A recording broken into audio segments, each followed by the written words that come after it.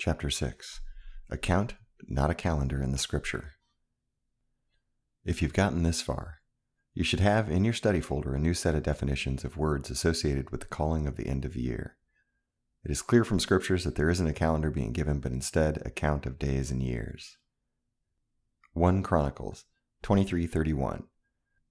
And to offer all burnt sacrifices unto Yahweh in the Sabbaths, in the Kodashim, and on the set of feasts, by number, H 4557 and H 5608, according to the order commanded unto them, continually before Yahweh. Psalms 90:12.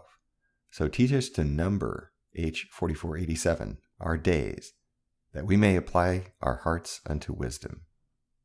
Genesis 1:14. And let them be for signs and seasons and for days and years.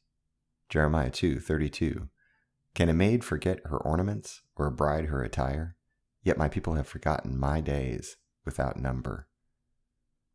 No comment or calculations or computations. No calling on the year's end. No consultation of the astronomical society or priestly class. Just a count. Today's calendars, you get names for days and months. Yahweh gives them numbers.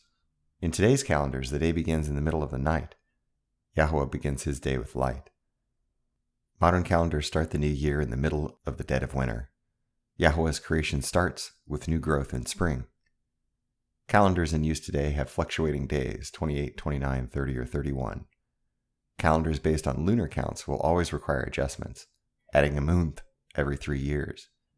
Many cultures still add 13th month every 3 years to keep their year counts on track. Yahweh set out a 30-day count to divide the year in repeatable, renewable segments called a Kodesh.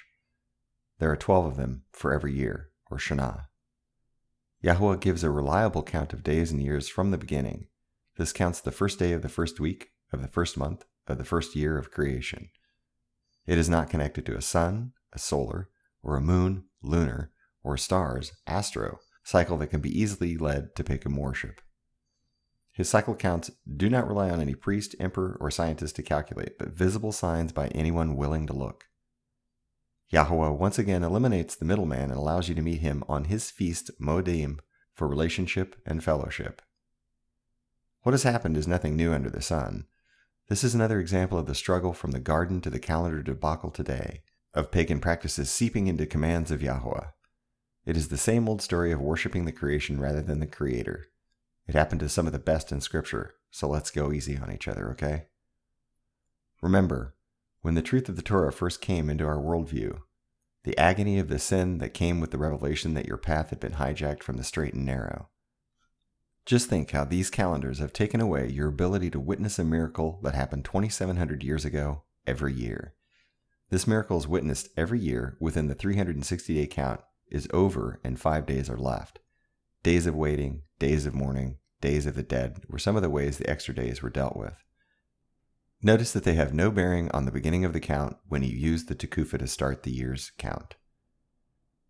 That miracle is a testimony to how much Yahweh wants us to sync up with him, to walk in step with him, to meet him on his appointed time, not NASA's calculated time, not the Vatican's, not Hillel's, not Enoch, or the Melchizedek order. Again, it's about counting, not calculating or prognosticating. It's about believing that when you go to bed at night, you can wake up the next morning and count it as the next day. That count can be relied on to repeat itself until the covenant of the day and night ceases.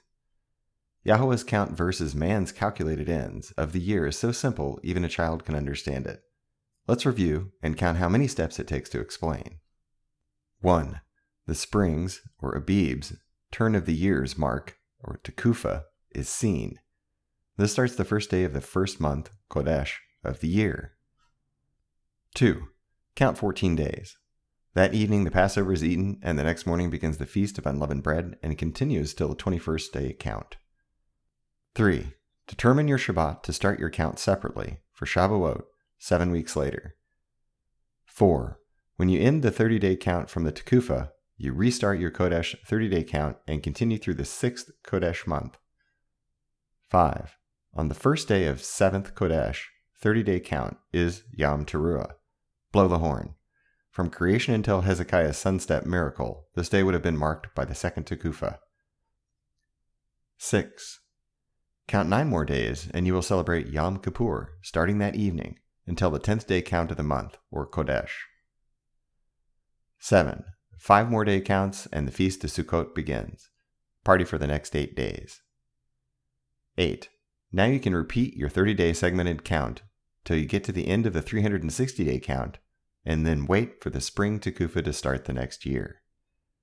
8 steps. It's simple, light, no pun intended, and not at all dependent on any man or orb in the sky. How have we missed this for so long?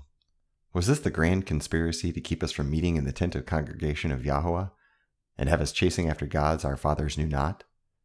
Daniel 7:25. And he shall speak great words against the Most High, and shall wear out the saints of the Most High, and think to change times and laws, and they shall be given unto his hand until a time and times and the dividing of time. In a world made of lies, the truth will always be the enemy. Good people will fight tooth and nail because this will challenge the very core of their beliefs. What they think they have read and heard their entire lives is being challenged. If it hurts the head, you must challenge the issue. If it offends the heart, you may want to set those emotions aside and let the truth be revealed. This will prove to be a rebellious stance by many in the faith. It will challenge even the secular person who starts their day at midnight and their year in January.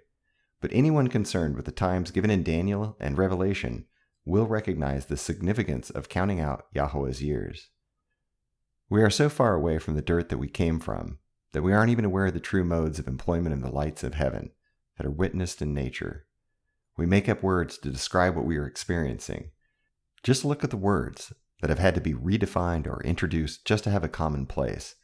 It begs the question, how much more of the elements of the count have been mistaught, misapplied, or mistranslated? This by no means finishes the quest of understanding of Yahweh's nature, but just the beginning.